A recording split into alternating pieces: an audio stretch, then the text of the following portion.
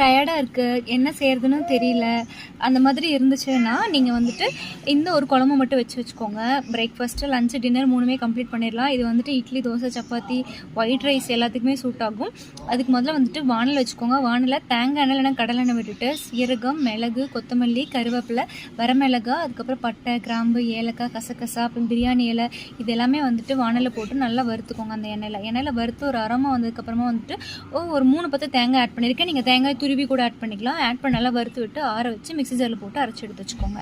இப்போ அதே வானலில் வந்துட்டு கொஞ்சமாக எண்ணெய் விட்டுட்டு மிளகாத்தூள், மஞ்சள் தூள், உப்பு ஆட் பண்ணிவிட்டு வேக வச்ச முட்டையை நல்லா சைடில் கார்னரில் கீறி விட்டுட்டு அதை நல்லா போட்டு வறுத்து எடுத்துக்கோங்க. இப்போ அதே வானலில் கொஞ்சமாக எண்ணெய் விட்டுட்டு கொஞ்சமாக சீரகம், சோம்பு பிஞ்சாக போட்டுக்கோங்க. பச்சை மிளகாய் ஆட் பண்ணிவிட்டு வெங்காயம், தக்காளியை வந்து அரைச்சி நான் பியூரியாக ஆட் பண்ணியிருக்கேன். நீங்கள் டேரெக்டாக கூட ஆட் பண்ணிக்கலாங்க.